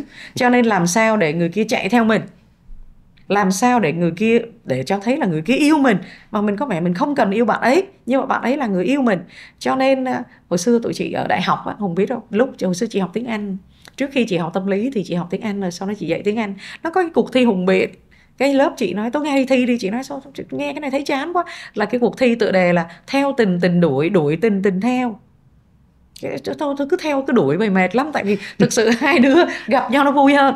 Thì vậy nè, rất nhiều người quan tâm đến cái chuyện làm sao để người kia họ đuổi theo mình, làm sao để trong cái mối tình này người kia họ thấy họ cần mình hụt, rồi họ thấy họ cần mình nhưng mà mình có vẻ như là không quan trọng mình là sao cũng được, cho nên người kia họ thấy họ cần mình và họ yêu mình, xong rồi mình thắng thế, mình mạnh mẽ hơn, mình powerful hơn, mình quan trọng hơn. Đúng rồi, mình quan trọng hơn. Trong khi là, cho nên thực sự là các nhà tâm lý học vĩ đại nhất và họ rất giỏi, họ nghiên cứu về hôn nhân và họ sống cuộc hôn nhân họ hạnh phúc và họ trị liệu cặp đôi rất tốt. Thì họ nói một trong cái chuyện quan trọng ghê gớm, sống chết luôn, là hai đứa để xây dựng một cái mối tình hạnh phúc á, hai đứa phải đầu tư vào đó, invest vào đó, chứ không phải là cái chuyện mình nhìn coi đứa kia mình lấy ra càng nhiều càng tốt và làm sao dụ nó để nó bỏ vô. Vậy thì cái đó rõ ràng là theo tình tình đuổi, đuổi tình tình theo đó, và là thao túng cái đứa kia đó. Cho nên là có một cái lý thuyết hồi xưa tụi chị học bên Mỹ, cái chị phê bình, nó có lý thuyết mà người ta học, người ta đưa vô trong lý thuyết về gia đình. Chị nói trời ơi, lý thuyết này là lý thuyết kinh tế, mà kinh tế bây giờ xài lý thuyết này cũng phải thận trọng. Có một lý thuyết nó gọi là social exchange theory. Cái chị qua chị học cái năm đầu là chị biểu tình ở bên đó, giống như biểu tình ở trong lớp. Chị nói tôi thấy cái này kỳ quá, nó không có vô gia đình được, mà cái hên quá không một nhà trị liệu gia đình nào đưa lý thuyết đâu qua bên trị liệu gia đình hết. Tại vì bên tụi chị nó có 2 ngành, nó gọi là social family, nó gọi là sao, family social science, yes, cái đó family social science. Còn bên tụi chị học là couple and family therapy, là trị liệu cặp đôi và gia đình, đó là đi hẳn về phần trị liệu. Thì nhưng mà tụi chị vẫn phải học một số môn nó cùng với cái một số anh chị em là family social science. Cái chị có cái lý thuyết đó. Cái chị nói trời ơi, trong cặp đôi không thể, cái lý thuyết đó là nè, làm sao tôi bỏ vô nhiều nhất, xin lỗi, làm sao tôi bỏ vô ít nhất mà tôi lấy ra nhiều nhất. Cái tôi nói chứ cái này là sập tiệm sớm lắm. Bây giờ trong trị liệu cặp đôi, trong đời sống cặp đôi đó, làm sao hai đứa mình cùng nghĩ cách đều bỏ vào. Tại vì khi hai đứa bỏ vào thì hai đứa mình dùng chung. Cho nên là một trong những cái nhà tâm lý học vĩ đại thì ông tên là Gottman, ông nói thế này, nó có cái tài khoản tình cảm. Hay quá đi. Tại bình thường là tụi mình làm ra tiền, đúng rồi, tụi account, tụi mình làm ra tiền, cái tụi mình deposit vào ngân hàng, đúng không? Tụi mình bỏ vào ngân hàng, mình phải đầu tư, cái mình có, cái mình để dành, rồi. Mình để dành. Nhưng mà có những người mà bóc ngắn cánh dài không tức là bỏ vô thì ít mà lấy ra thì nhiều. Mình làm credit á, mình xài, mình cà thẻ trước, nhưng mà cuối cùng là khi hữu sự đó là mình không còn cái gì trong ngân hàng hết. Trong khi có những người đầu tư bỏ vô rất là nhiều. Cho nên khi gặp vấn đề là gặp khủng hoảng đó, là mình bắt đầu lấy ra mình xài. Cho nên ông này ông nói thế này nè, ông nói là vậy thì mình giải quyết xung đột, giải quyết những khủng hoảng xung đột khi nào, mình chuẩn bị giải quyết nó khi nào. Ông nói khi không hề có nó, khi chưa hề có xung đột là mình đã phải chuẩn bị giải quyết xung đột. Chuẩn bị bằng cách nào? Bằng cách mình đầu tư vào đó. Yeah. Cho nên thí dụ có một cái người lỡ chẳng may say nắng, Một người lỡ chẳng may nói một lời gì đó làm tổn thương gia đình bên này bên kia, một người lỡ đã làm cái gì đó sai ha, thì tự nhiên người kia có thể sẵn sàng muốn ngồi lại và thôi hai đứa mình giải quyết. Lúc đó buồn lắm chứ, khóc chứ, tức chứ, nhưng mà nhìn lại cái thấy sao nó còn nhiều lắm ở trong cái tài khoản của mình không có muốn xóa nó đi tại nó còn nhiều quá. Vậy thì cái tài khoản tình cảm nó còn nhiều lắm, mà chị hay dùng cái từ bề dày tình nghĩa, nó dày quá, mình không muốn nỡ lòng nào bỏ đi. Mà nghe chữ tình nghĩa nó nghe nó nặng thiệt. Thực sự là rõ ràng nó có cái đó hết tình còn nghĩa. Nó có cái đó, cả tình lẫn nghĩa nha. Cho nên chị không có nói bề dày nghĩa, chị nói bề dày tình nghĩa. Cái câu mà em thấy là hay khiến mọi người không khó buông, nhất là hết tình còn nghĩa. Trời ơi, cái đó rất khó buông chị ạ. Cho nên rõ ràng vậy ha, Hùng thấy không? Thành ra có những cái cặp mà tự dưng say nắng một phát hiện ra một cái là cương quyết không muốn làm cái gì nữa hết, tại vì tôi không muốn cứu cái cuộc tình này nữa. Cái gì làm cho một người cũng say nắng muốn cứu và một người cũng say nắng không muốn cứu, nó là cái đó, nó là cái tài khoản đó. Cái tài khoản tình cảm. Vậy thì tài khoản tình cảm là do mình có khả năng yêu thương. Trở lại cái câu hỏi của Hùng hồi nãy á, không phải là do mình có khả năng nhặt hết những cái thứ gì người kia bỏ vào cái mối tình này, mà mình có khả năng bỏ vào mối tình này rất nhiều. Vậy thì nếu hai đứa đều có khả năng bỏ vào mối tình này thì cho dù tụi mình có sóng gió gì tụi mình tồn tại chứ, va chạm sẽ xảy đến, thách đố sẽ xảy đến. Nhiều khi chị hay dùng cái từ này, tôi bao với các anh chị là nó sẽ có. nhưng mà chính vì vậy bây giờ mình mới cần là ngay từ đấy lúc trước khi mình đang rất hạnh phúc, mình đang rất ổn đây nè, mình sẽ đầu tư.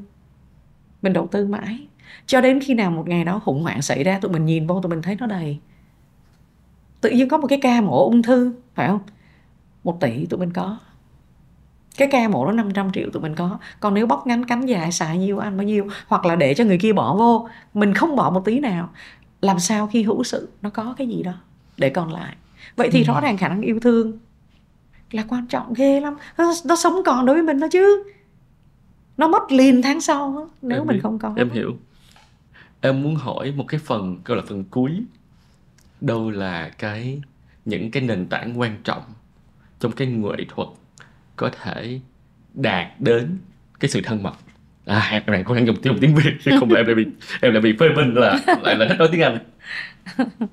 Ok. Hồi nãy tại nãy dùng cái từ quản trị đó. Chị cũng chưa bao giờ nghe từ quản trị hết á. Nhưng mà sự thân mật đó, nó đến từ nhiều thứ. Con người mình đó, bao nhiêu khía cạnh thì nó sẽ đến từ bấy nhiêu khía cạnh của sự thân mật. Tại vì thân mật là gần mà. Với nghĩa là gần nhau. Học lốn, em đang cố gắng học lốn chị. Tại vì rõ ràng khi mà chị nói về con người á, chị hay dạy mấy đứa cháu chị viết bài về con người, chị cũng nói con nhìn đi, khía cạnh con người nó có khía cạnh gì. Cho nên thí dụ như trong cặp đôi đi, thì tại sao sex là một khía cạnh làm cho người ta cảm thấy thân mật với nhau? Về mặt thân xác, đúng không? Thành ra nếu mà nhìn cái đó để hai bên kết nối với nhau và thương và nói với người kia là anh yêu em yêu anh, và mình bộc lộ biểu hiện cái sự khao khát của mình với người kia. Em hình tượng hóa là những cái chạm, đúng không chị? Là những cái chạm vô cơ thể đâu, đúng rồi. Sex là một cái biểu hiện đó. Xong rồi là cặp kè đó, dung dăng dung dẻ, cặp kè là cái dạng thân mật. Rõ ràng mình sẽ không làm vậy với những người mình không có thân. Rồi em hiểu, đó là những cái chạm, những cái touch giữa những cơ thể với nhau. Xong rồi là mình thân với nhau, mình hiểu nhau nữa. Cho nên nó về cái mặt nhận thức. Thì hồi nãy chị có nói đến cái chuyện là thực sự hai người không thể thân nhau được. Có nhiều bạn học trò rất là chỉ là thân, và có như bạn tại trên chỉ có 1-2 tuổi, cái hỏi chị về cái chuyện này, chị nói vậy nè, tớ nghĩ vậy nè, không ai cấm mọi người yêu nhau làm chuyện đó hết, cái chuyện nó dễ thương mà, ngôn ngữ dễ thương mà, nhưng mà đừng có đi vào cái đó quá sớm với một cái người mình không biết gì hết. Tại vì sao? Nó cho mình cái cảm giác là trời, tôi thân với người này lắm rồi.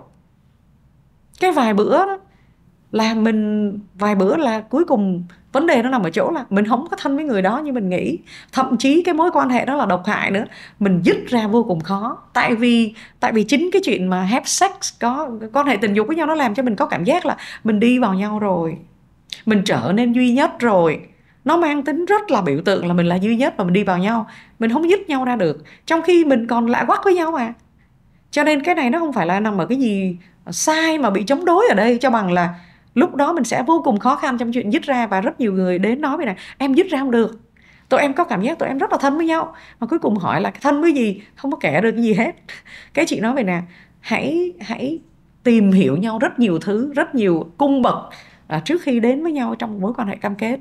Hiểu nhau là như hồi nãy chị nói đó, hiểu không phải là hiểu người kia làm gì, rồi thích ăn gì, rồi thậm chí có những ước mơ gì, học cái gì, và về sau này hoạch định tương lai ra làm sao. Người kia đã lớn lên và có một lịch sử thế nào. Người mà mình đang muốn yêu, đang muốn bước vào đây á, để mình hiểu được rất nhiều cái hành vi của người đó mà mình thương ấy. Rồi, Mà hiểu. mình thương và mình tán thưởng, cái đó cũng là một dạng làm người ta rất thân mật. Mà cái đó nó liên quan đến cái này. Chỉ cho một ví dụ nha. Có nhiều người nghĩ là để mà hai người có thể thân mật, hấp dẫn với nhau hơn, và có thể người kia thích mình hơn, thì mình sẽ sửa sang rồi kia cho mình đẹp, dễ thương. Thực sự cái chuyện sửa sang nó không có gì sai trong đó, nó cũng là rất là nên làm, đặc biệt là nên làm mới. Nhưng mà có rất nhiều trường hợp mình thấy rõ ràng vậy nè, sửa sang xong rồi người kia vẫn cảm thấy rất là chán nhau. Tại vì cái bên ngoài của mình thì mới, nhưng cái con người của mình quá cũ. Cái cách mình tương tác với người bạn đời, với người yêu của mình quá cũ. Và cái cách tương tác làm cho người kia cảm thấy họ không được yêu, họ không duy nhất. Cái cách đó quá cũ. Cho nên cái mặt mình thì mới, nhưng mà cái cảm xúc mình mang lại cho cái người mình yêu thì nó cũ lắm. Nói thật ra chung đôi lứa thì cũng cần có một cái sự phát triển, đúng không chị? Không ai tắm 2 lần trên một dòng sông, đúng không? Nhưng mà có điều mình mới gì á, Hùng ha? Mình mới cái gì? Cho nên bây giờ thực sự là sao? Bây giờ mình nghĩ tới cái chuyện là mình hiểu người kia hơn. Sau khi có những cặp, sau khi có những cuộc nói chuyện rất là thân tình, mà mình dùng từ là rất thân mật á, thân mật để đi vào cái hiểu nỗi niềm của nhau, cái cảm xúc, thấu cái cảm xúc của nhau, hiểu được cái lịch sử của nhau, hiểu được cái nỗi đau, ước mơ, nỗi niềm, khao khát, nỗi sợ, cảm xúc đủ thứ hết của nhau. Sau đó khi cái tự nhiên mọi người lại gần gũi chăn gối. Và đã có những người như vậy thật. Vậy thì hai cái này liên quan rõ ràng. Vậy cái thân mật kia nó liên quan cái thân mật này. Vậy thì thân mật mà do thấu hiểu, do tình bạn, do chạm nhau ở cái chiều sâu nhất, là cái sâu thân mật mà mọi người hay lãng quên. Rồi. Chị thấy mọi người hay lãng quên hơn. Thì cái này là khía cạnh thân mật nè. Bây giờ nói đến khía cạnh khác. Bây giờ nói tới Maslow là người Hùng thích nè. Hùng thích công việc của em. Bây giờ mình thân mật là mình thân mật ở cái mức sex, ở mức quan hệ tình dục. Thân mật ở chuyện mình bày tỏ tình thương, bởi chuyện mình hiểu nhau để mình cảm thấy mình thuộc về nhau. Thân mật bằng cách bây giờ thân mật ngay trong cái sứ mạng đó Hùng ơi. Nhưng mà ngay trong cái sứ mạng nữa, tự động mà mình thân mật bằng cách mình thấu hiểu cái ước mơ và cái vai trò của người mình yêu ở trong cái thế giới này, và mình chắp cánh cho nó, mình nâng đỡ. Cái người kia thấy trời ơi, đây mình có một cái đồng chí, mình có một cái chiến hữu á, mình có một chiến hữu đi với mình cho tới cùng, mà không phải chỉ là ở trên giường thân mật, không phải trong bữa cơm gia đình mình khà với nhau, không phải những lúc mình ôm nhau, không phải những lúc mình nói lời yêu thương với nhau, mà kể cả những lúc mình đi tìm mình trong cái sâu nhất của cái mình này, là cái ý nghĩa của mình hiện diện giữa thế giới, thì vẫn có đứa kia đứng bên cạnh rất hiểu. Và những lúc mình gặp thách đố khó khăn trong cái chuyện đi tìm sứ mạng đó, đứa đó vỗ vai mình khà và nói tiến lên em đang làm đúng, dù cả thế giới có thấy em làm sai, anh hiểu. Có những cái thân mật đó, nó tuyệt vời như vậy. Và cho nên chị thấy vậy nè, bao nhiêu khía cạnh của con người mình là nhận thức nè, cảm xúc nè, thể chất nè, thậm chí tâm linh. Trên người đó đi cái con đường đi tìm tâm linh, mình ở bên cạnh, hiểu rất sâu. Cho nên thân mật cái đó. Cho nên mình kết nối với cái người đó. Vậy thân mật đó là kết nối không? Nhưng mà kết nối nó không phải là, nó nhiều khía cạnh.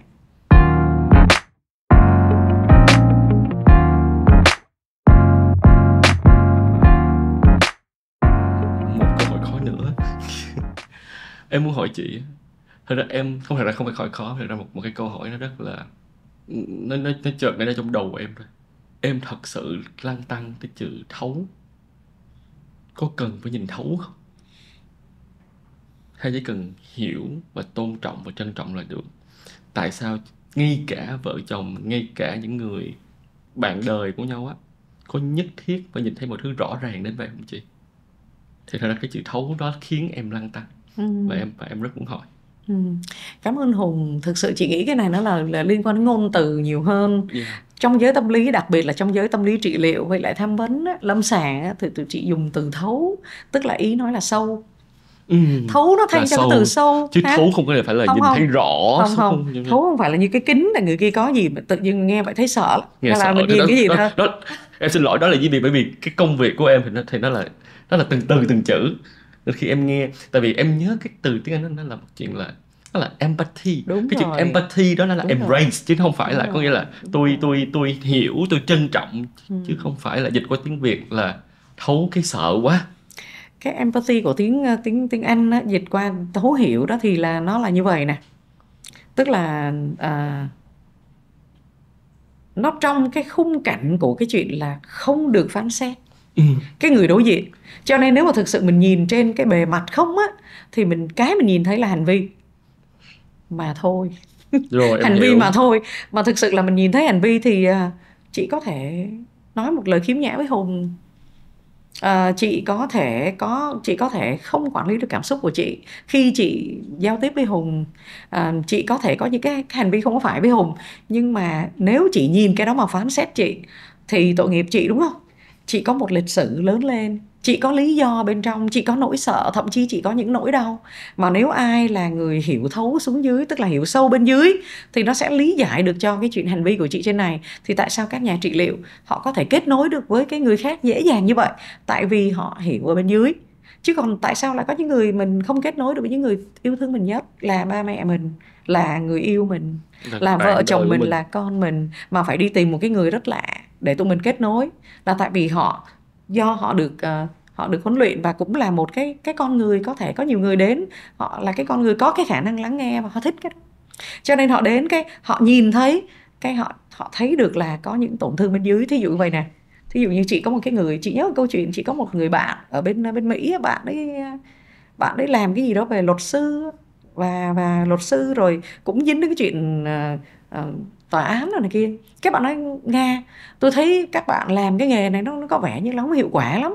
Tại vì sao một cái người ta làm phạm tội, rồi người ta giết người này, rồi người ta xâm hại tình dục người kia, rồi các bạn ngồi trị liệu tới đời nào mới hết, rồi bây giờ để cho người đó thả về, rồi người đó lại làm cái chuyện đó hết, thì bao nhiêu người sẽ bị tiếp.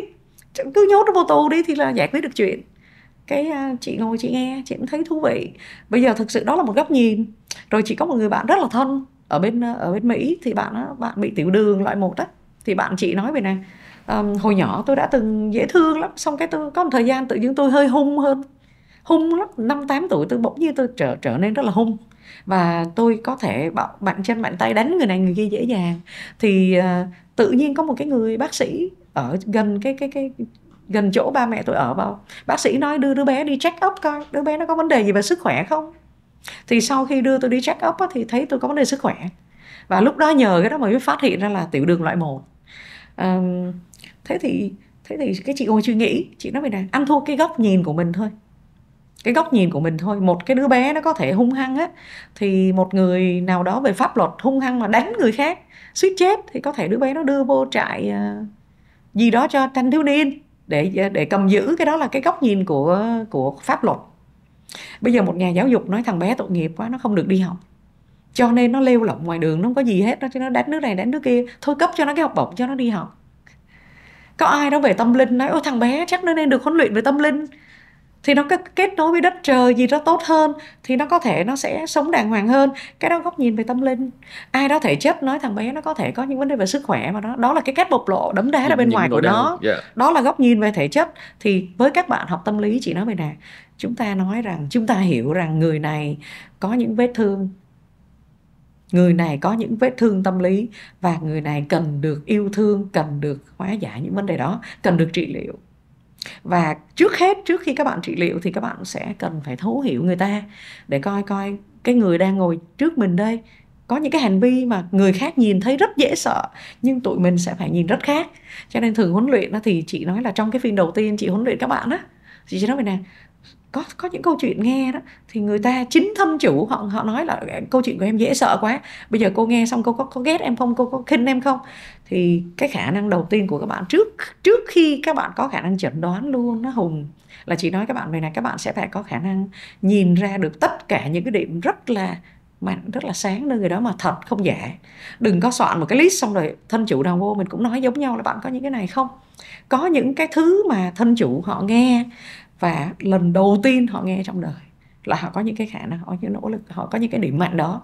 Thì chị nói về nè, ok, vậy thì thấu hiểu ở đây đó là nhìn cái hành vi ở trên bề mặt, nhưng mà cái hiểu của mình là mình đi xuống tận dưới bên dưới để nhìn nó, và không nhìn nó như là một người phạm pháp, giống như cái nhìn của pháp luật, của cảnh sát, như là cái người bên Mỹ chị nói cảnh sát lại sao không bắt nó đi, chị nói không, tụi tôi nhìn khác. Vậy thì cái thấu đó là cái thấu khác của một cái người mà hiểu cái thân phận của người này rất là rộng, rất là sâu. Đứa bé này lớn lên làm sao, một bạn Hùng rất là giỏi trước mặt chị, rất thành công trước mặt chị, có một lịch sử, không có tự nhiên hồ biến ra Hùng bây giờ có một lịch sử. Vậy thì chị sẽ cần hiểu cái lịch sử đó, chứ thực sự là cái cách Hùng cư xử với chị em mình chỉ hiểu nhau bây giờ thấy cái hành vi bên ngoài thôi. Nhưng mà một nhà tâm lý trị liệu họ sẽ cần hiểu cả cái lịch sử đó, cả những điểm rất sáng và những điểm rất là đau thương của người đó, thì mới hiểu được cái hành vi. Còn nếu không, mọi cái mà nhìn thấy hành vi đều giải thích một cách hời hợt. Chắc là cũng là những cái lời cuối cùng rồi. Em vẫn nói lại cái sự biết ơn chị Nga đã dành thời gian đến với Edutation và chia sẻ.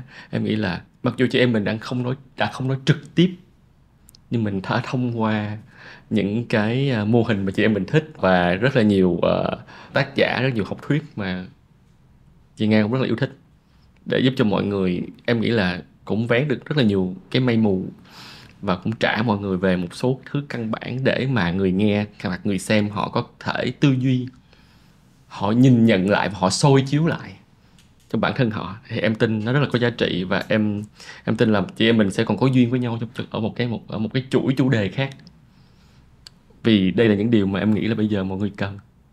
Và cái lời cuối á, thì em rất là muốn nhờ chị Nga đưa ra một lời khuyên hoặc một cái đề nghị cho những cái bạn trẻ, hay những người đã không còn trẻ nữa, tuổi sinh lý.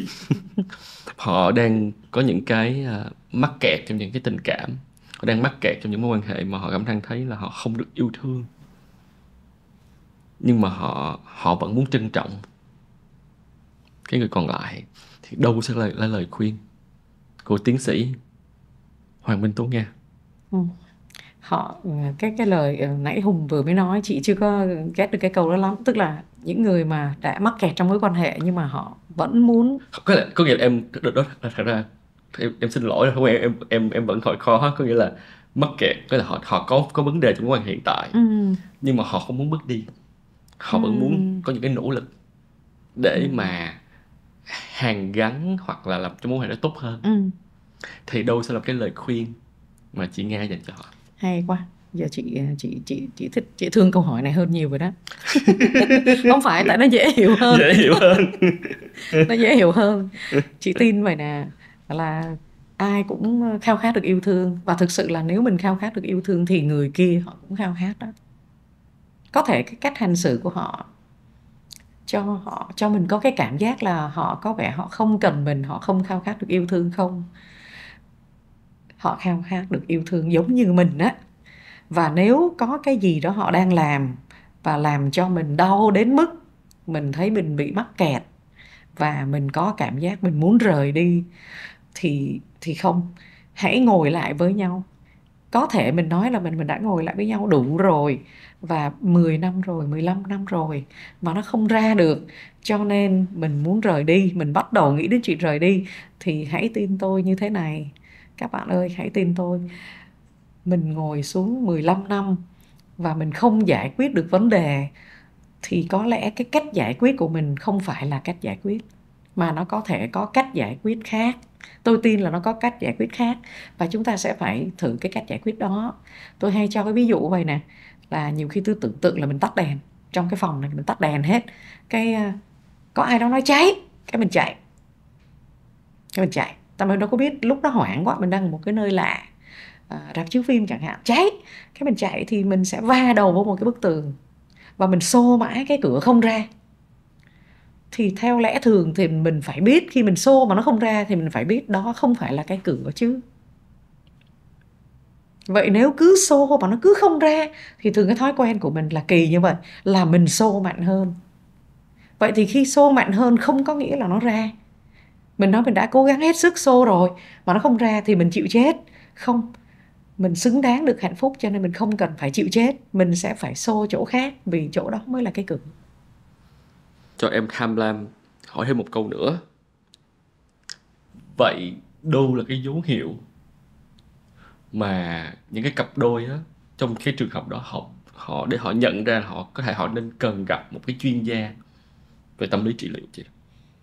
Cảm ơn Hùng. Thực sự là cái câu trả lời nó nằm ở trong cái ví dụ, trong cái cách hồi nãy, cái thông điệp mà chị đã truyền cho các bạn rồi đó.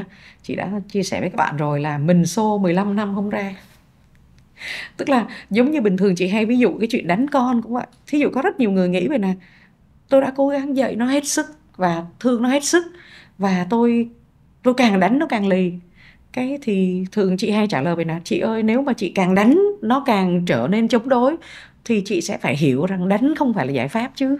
Lần một không thử, lần hai, thử lần ba mà không được nó phải thử cách khác, đúng không chị? Mà thường là vậy nè, bình thường là mình đánh nó, mình la nó, mình mắng nó, cái nó không nghe, cái mình mắng to hơn, cái nó không nghe, cái mình gào lên to nữa, cái mình đánh nó không nghe, mình đánh nhiều hơn, cái mình đánh nhiều hơn, đến cái mức nó lì đòn. Ngay lúc đó mình sẽ phải biết rằng là hình như đánh không phải là lối ra chứ. Vậy nếu đánh nó không lối ra thì lúc đó mình sẽ phải đi hỏi ai đó chứ. Vậy thì đây là cái cửa đó. Bình thường cái thói quen của mình lạ lắm. Bình thường mình xô ra, mình không thấy nó ra được là mình sẽ đi lần mò chỗ khác để mình tìm mình xô. Nhưng lạ lắm, trong tất cả các mối quan hệ thì mình làm ngược lại, là chỗ nào xô mà nó không ra thì mình xô mạnh hơn mà nó vẫn không ra, mình cụng nguyên cái đầu của mình vào đó. Bây giờ hôm nào mọi người để muốn làm cái thí nghiệm, mọi người cứ tưởng tượng đi vô rạp hát. Mà thực sự rạp hát cũng khó làm thí nghiệm đó, tại vì rạp hát nó vẫn thấy đường, mình vẫn biết cánh cửa, đúng ha. Nhưng mà hãy hình dung là cái nơi lạ như vậy, là mọi người sẽ chen một cái chỗ nào đó và mình cứ làm như vậy rất nhiều năm. Và sau đó thường mình tuyên bố vậy nè: không, chỉ có tôi mới biết vấn đề của tôi. Ủa, nếu mình biết vấn đề của mình thì 15 năm nay mình đã phải ra được chứ. Với lại chị Nga có đồng ý với em không là khi cái sự quen thuộc nó cũng chính là một điểm mù. Và vâng, cảm ơn tiến sĩ Hoàng Minh Tố Nga đã dành thời gian cho Education mùa thứ tư. Và Hùng hy vọng là mọi người có thể thấy được một cái thông điệp mà tiến sĩ Tố Nga chia sẻ là nếu trong cái quan hệ đó thật sự là quan trọng với mình á, mà mình đã thử một cái cách mà thử nhiều lần mà nó không có hiệu quả, thì có nghĩa là mình cần thử một cách mới. Thậm chí là mình có thể tìm đến một cái người thứ ba, có thể một chuyên gia hoặc một người mà cả hai đều tin tưởng và có thể cảm thấy thân thiết, để lắng nghe và đưa ra cái giải pháp. Và tin rằng là trên thế giới này nó có rất nhiều tiềm năng và có thể là có rất nhiều cánh cửa, nó không có chỉ một cánh cửa. Và hy vọng là mọi người đã có 90 phút tận hưởng buổi nói chuyện, đó là buổi chia sẻ của tiến sĩ Hoàng Minh Tố Nga. Và nếu mọi người muốn theo dõi thêm phần chia sẻ của chị thì chị Tố Nga là người có một cái kênh trên TikTok và để chia sẻ và em nghĩ là mang rất nhiều nội dung, nó mang tính chất là khai vấn để cho những cái cặp đôi đang yêu họ có thể có một đời sống đôi lứa hạnh phúc hơn. Thì mọi người có thể theo dõi trên cái channel của chị Tố Nga, và Hùng tin là không cần đưa tên cụ thể đâu, vì chúng ta thật sự muốn tìm, chúng ta sẽ luôn luôn tìm được. Vâng, rất là cảm ơn chị. Cảm ơn Hùng, cảm ơn quý vị khán giả. Chúc mọi người có những cái trải nghiệm mà rút ra được từ cái buổi nói chuyện hôm nay mà mình thấy vui, thú vị và hữu ích. Cảm ơn tiến sĩ Tố Nga một lần nữa và xin chào và hẹn gặp lại các bạn của Education.